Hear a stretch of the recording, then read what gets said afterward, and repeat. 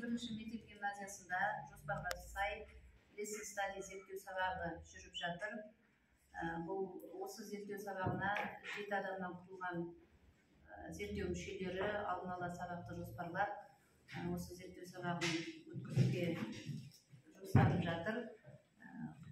Бұл зерттеу сабағында 9-шы Г сыныбына қазақ тілі мен әдебиеті пәнінен Боранбай Мөлдір өзінің зерттеу сабағын өткізді.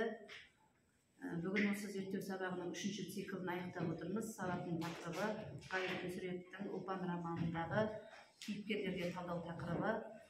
Бұл сабақта Мөлдір көптеген әдіс-тәсілдерді пайдаланды. Соның ішінде әдебиет лотосы, креативті матрица, иә жоқ әдістері балалар үшін өте тиімді әдіс болды.